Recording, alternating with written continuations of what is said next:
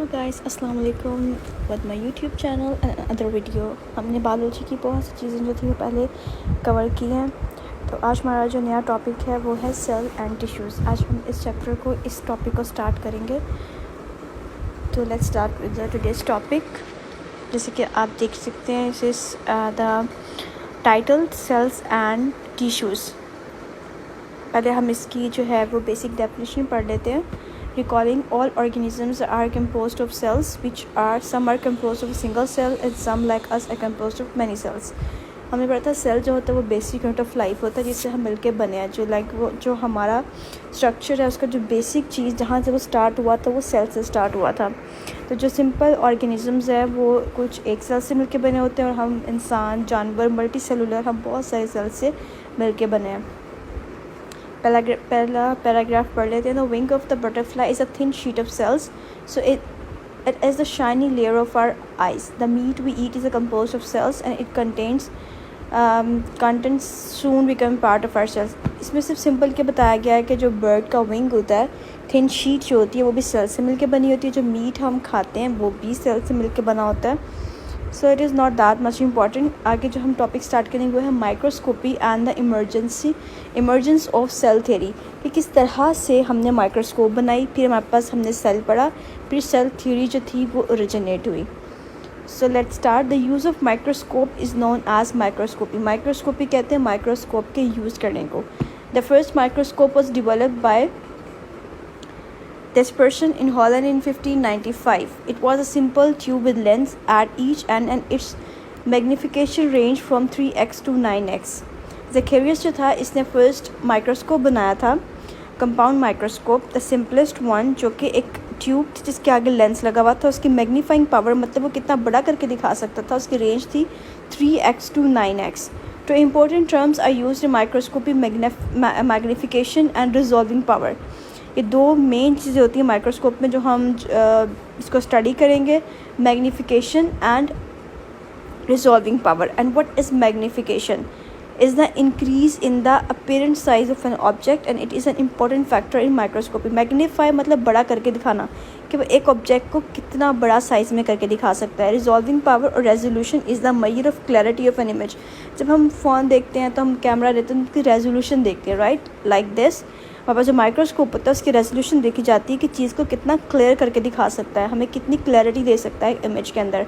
It is the minimum distance at which two object can be seen as separate object. Like दो combine object को अगर हम separate magnify करके देखेंगे तो वो हमें कितना क्लियर दिखा सकता है, जो कि माइक्रोस्कोप जो उन चीज़ों के लिए यूज़ होता है जिसमें हम जो अपनी ह्यूमन आई है, हम इंसानी आँख से वो चीज़ नहीं देख सकते। लाइक आपके पास अगर एक बैक्टीरिया है तो आप उसको, माइक्रोस्कोपिक ऑर्गेनिज्म, आप बैक्टीरिया को अपनी आंख से नहीं देख सकते। लाइक अगर आप माइक्रोस्कोप के नीचे रखेंगे बैक्टीरिया को स्लाइड के ऊपर तो आप उसको देख सकते हैं, क्योंकि वो उसकी रेजोल्यूशन को, उसकी पावर को मैग्नीफाई कर देता है, तो वो चीज़ हमें नज़र आती है।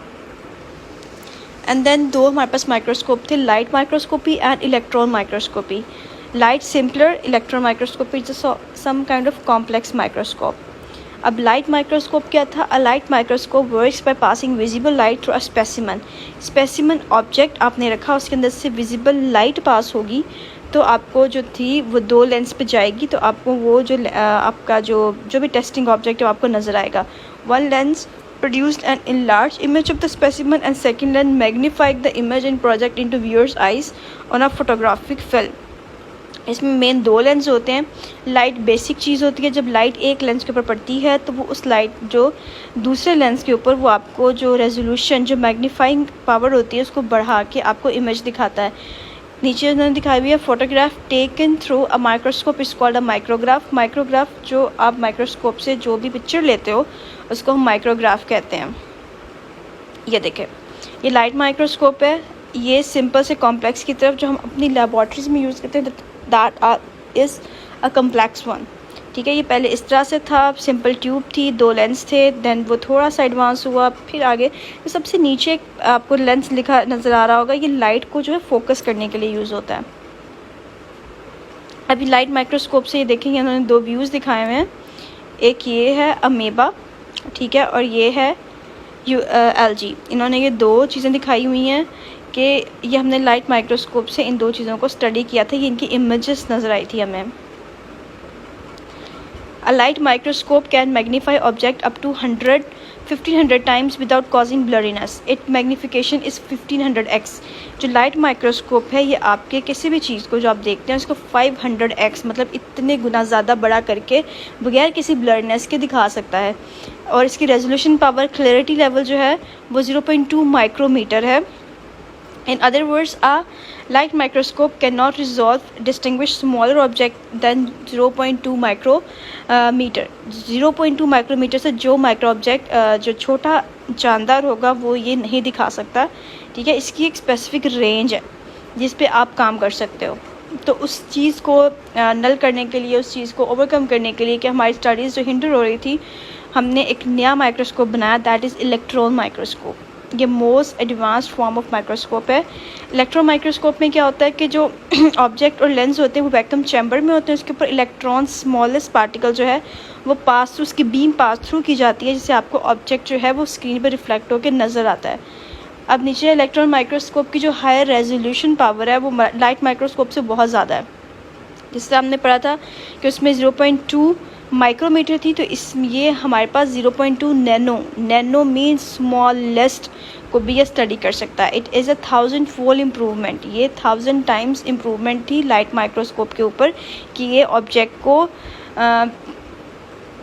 2,50,000 टाइम्स जो है वो मैग्नीफाई कर सकता है। Under special proteins, under special conditions, electron microscope can detect individual atoms या सेल ऑर्गेनेली। हालांकि इससे हम डीएनए को भी देख सकते हैं। बायोलॉजिस्ट जो है वो दो तरह के इलेक्ट्रॉन माइक्रोस्कोप यूज़ करते हैं, transmission electron microscope TEM and scanning electron microscope SEM। ये दो तरह के माइक्रोस्कोप है जो साइंटिस्ट यूज़ करते हैं। जस्ट आप शॉर्ट क्वेश्चन और MCQ type. Okay, in transmission electron microscope electrons are transmitted through the specimen, ठीक है। स्पेसिमन के अंदर से हम इलेक्ट्रॉन्स पास करते हैं और फिर हम उसके सेल को स्टडी करने के देखेंगे। आपको दिखाएगा ये इलेक्ट्रॉन माइक्रोस्कोप है जो इतनी बड़ी है, इतनी एडवांस, इसके अंदर से, इसकी ट्यूब के अंदर से बीम गुजरती इलेक्ट्रॉन्स की, तो आपको ये शेप नज़र आती है। इन SEM जो हमने यहाँ पे पढ़ा था, जैसे स्कैनिंग इलेक्ट्रॉन माइक्रोस्कोप, इसको हम किस लिए यूज़ करते हैं? Are reflected from the metal coated surface. SEM use to study the structure of cell surface. Cell surface की स्ट्रक्चर को पढ़ने के लिए इस्तेमाल होती है। ये इन्होंने एक साइड पे आपको SEM दिखा हुआ है, कंप्यूटराइज सिस्टम। देन एक साइड पे आपको उससे जो लिया गया इमेज है वो दिखाया गया है। ठीक हो गया। अब हम नेक्स्ट टॉपिक जो है वो हम नेक्स्ट लेक्चर में कवर करेंगे। आज हमने इलेक्ट्रॉन माइक्रोस्कोप पढ़ा, हमने उसकी दो फॉर्म्स पढ़ी, हमने लाइट जो माइक्रोस्कोप है वो पढ़ा, थोड़ा सा हमने सेल का पढ़ा, उसको थोड़ा सा रिकॉल किया लाइक व्हाट इज़ सेल। और हमने सेल पढ़ने का मकसद क्या है कि हमने अपनी लाइफ को स्टडी करना है कि किस तरह से एक सेल से पूरा जानदार बना है। तो ये एक बेसिक हमारा पर्पज़ है यहाँ पे। तो if you have any question do let me know. और हम जो नेक्स्ट टॉपिक है वो हम नेक्स्ट वीडियो में कवर करेंगे। टिल देन अल्लाह हाफ़िज़।